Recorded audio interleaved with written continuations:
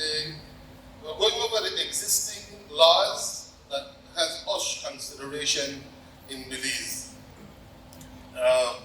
We are presently discussing the new Occupational Safety and Health Act.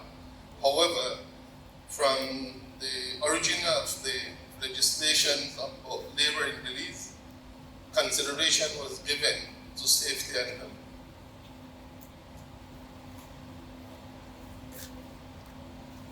First, let's look at some of what we do at Labor Department. We implement labor legislations through the Labor Advisory Board. Ms. Yoshabel is a member of that board. We inspect places where workers are employed. And that inspection power comes from a permanent warrant that is given to us by the Governor General of Belize. And it allows us to enter any place during the day and or night that we believe work is being done. So that includes residential homes. And that's a unique thing with the labor law, because I believe the way the OSH bill was designed, that would not be the case. We receive and investigate labor complaints, of course, which people generally think that's our main duty. We foster trade unionism, encourage places to form trade unions. We have an employment unit that seeks to match workers with employers. We promote healthy industrial relations through conciliation and mediation. And we're in several of that presently. Till one of our guests here today started in one mediation and ended up in the other, and I had to ask during lunch, where are you actually? Which organization? And we promote health and safety in the workplace. These are the laws that capture some health and safety conditions: our Labor Act, our Shops Act, our Factories Act, the ILO Convention, number 155, and of course the proposed OSH Act. Just to let you know, the department has about 12 different acts that they have to maneuver through to satisfy the demands of the labor environment. And we of course consider labor both workers and employers. The Labor Act. Part 13 deals with safety and health and housing. It talks, and that's from section 149 to 156. It talks about water supply and sanitation. So, where employers provide housing for their workers, it insists that there must be adequate potable water and sanitation facilities. And strangely enough, the greatest penalty of all the labor legislation is for not providing water and sanitary facilities. The Labor Commissioner has the authority to approve these places of employment where housing are to be provided. And of course, it talks about provision of shelter from inclement weather. It generally describes, especially if you see sometimes watchmen on Calbert Street, down Orange Street, they're watching over our property. And the employer should provide adequate shelter for them to shelter from inclement weather.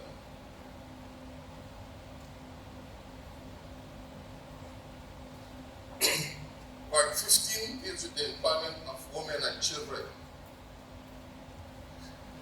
Now, these laws were written somewhere back in the 1960s because it prohibits women and children from night work. In the case of women, it's somewhere between 7 p.m. and 5 a.m. So women should not be working between 7 p.m. and 5 a.m. In the case of children, it's 6 p.m. to 6 a.m.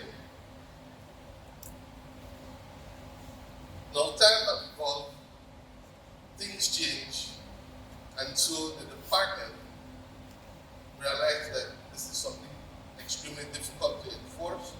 If you even take it to the Supreme Court, you know, the Supreme Court will probably override the restriction.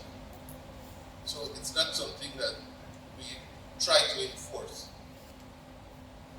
There were exceptions to the rule, of course, where people in position of management, people who work in healthcare,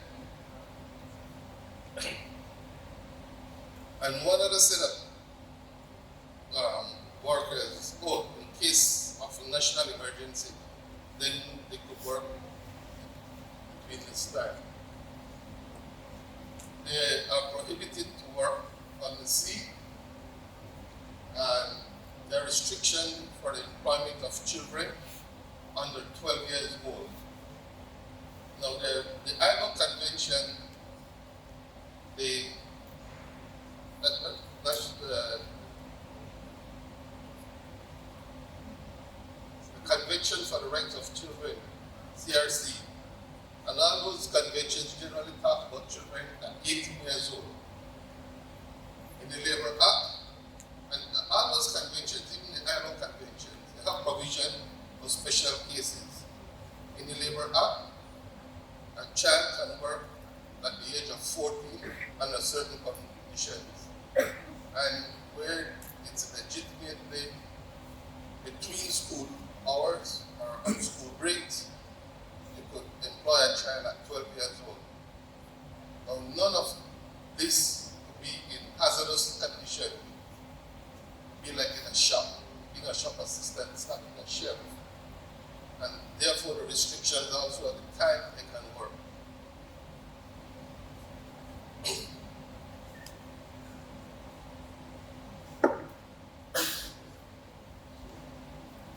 Let's go to the Shops Act.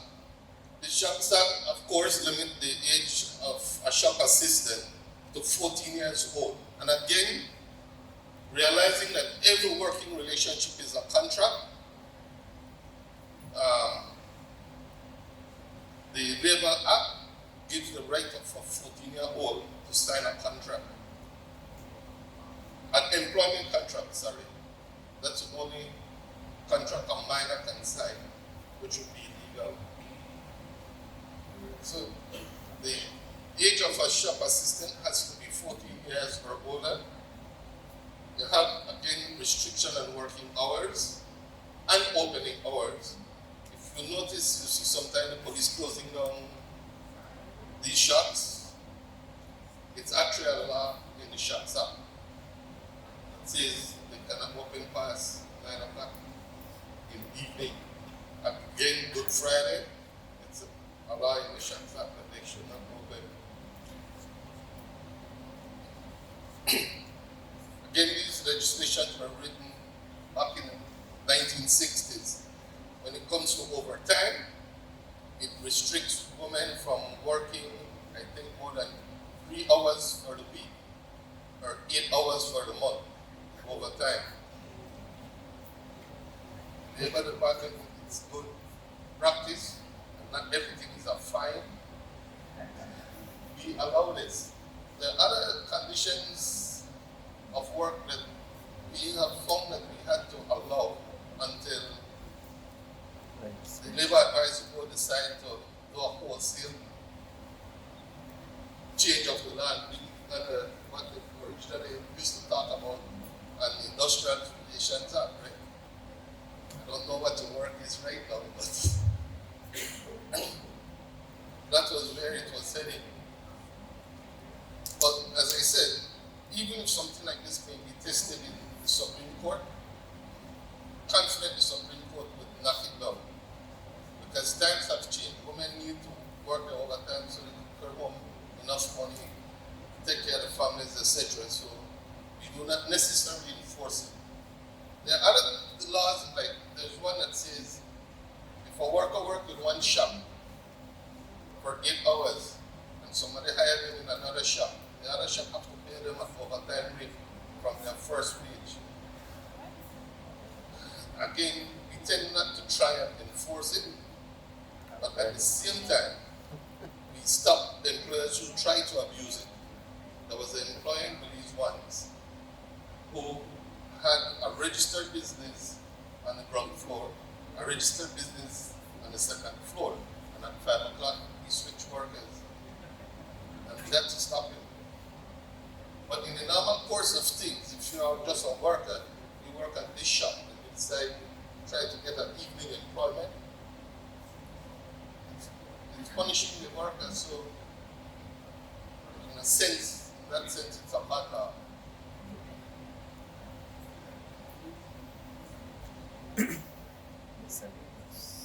Seating and sanitary accommodations.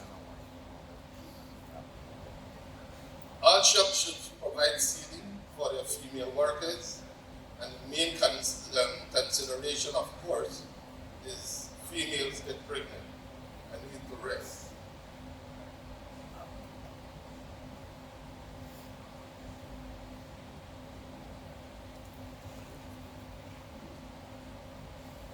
The restriction on working hours and overtime employment. The Factories Act, or its regulations, is what we have process on occupation safety and health, set of regulations. And I listed some of them. It starts with doors. Doors of a factory must swing and not wing, must swing outside, and have panic locks. Because if you know, in case of an emergency, if something happened here now and there is a small explosion outside, if that was our exit door, everybody would have been rushing to the exit door, right? And that's what caused people to rush, because they didn't stop. So the panic locks, if you know it, is that it's a bar generally, and as you press it, the door opens and it goes out.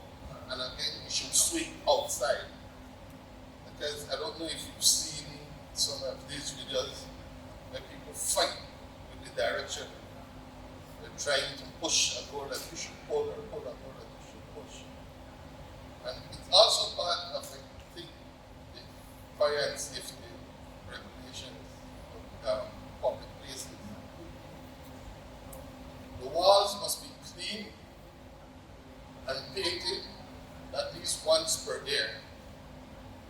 We've done an inspection, a group inspection, just probably a month ago, and the walls were horrible at the factory that we inspected. Because for employees to get sick, mold and dust. The floors must be built adequate for drainage. Most factories deal with water, washing down, etc. You must have exit signs in place so that people could know which door to take for emergency exit. The fire extinguishers must be adequately placed, and every year they need to be certified by a competent person, like Fabregas go in and recharge it or observe that Fabregas does. Factories must have fire signals, both visual and audible, because we both assuming if they hire somebody who is deaf.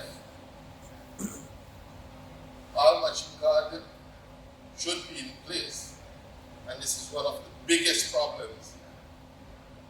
I've seen we go to inspection and we're trying to convince workers, they force the interlock guards to keep the gates open. Something about Belize and machine guarding. It seems like it's always in our way.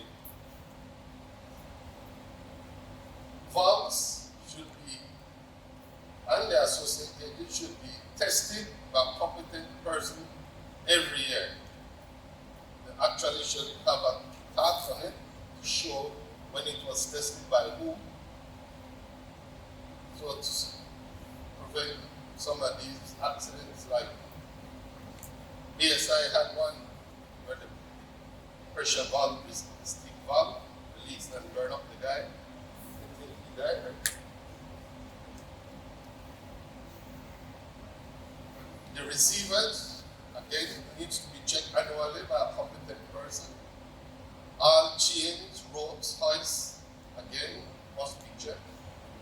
Drinking water must be provided. Sanitary facilities must be provided. It's 1 unit for every 25 persons on average. The mess room should be properly kept.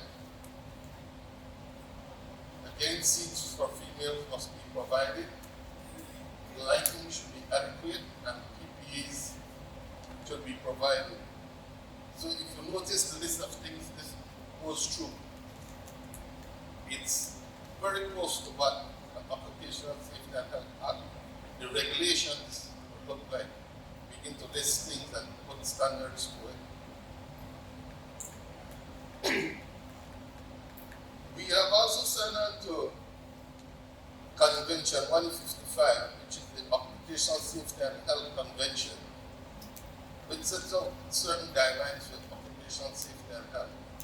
Again, it's not specific. However, should we need to enforce anything under that convention, we can, because we have what we call an ILO Convention Act. And the ILO Convention Act is an extremely short act. What it simply does, it gives the power of law to any ILO convention that is ratified by beliefs. And I've known that the ILO convention have been used in court before, in the lower court and in the Supreme Court.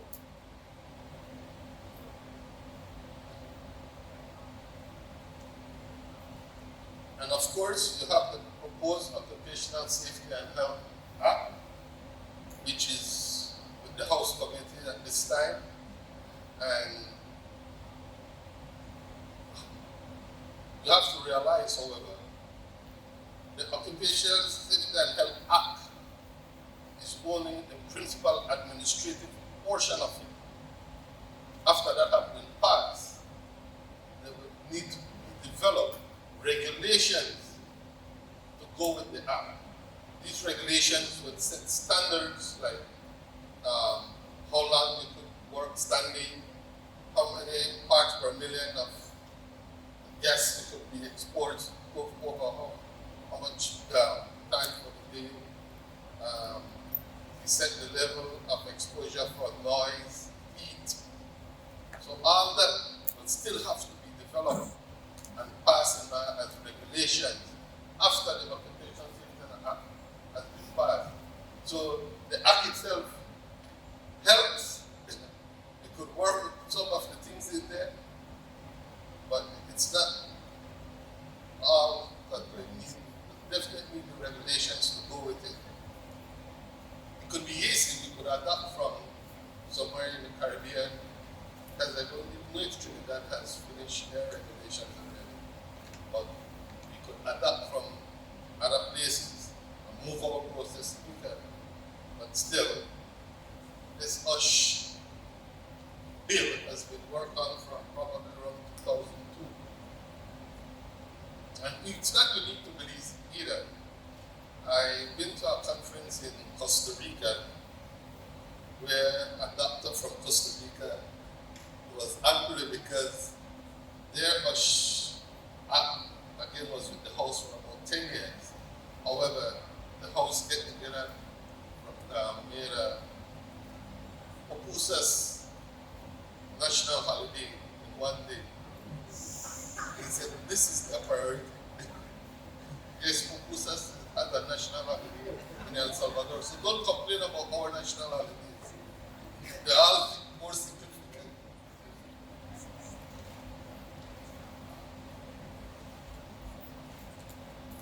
And as I said, I decided that it would be short and sweet.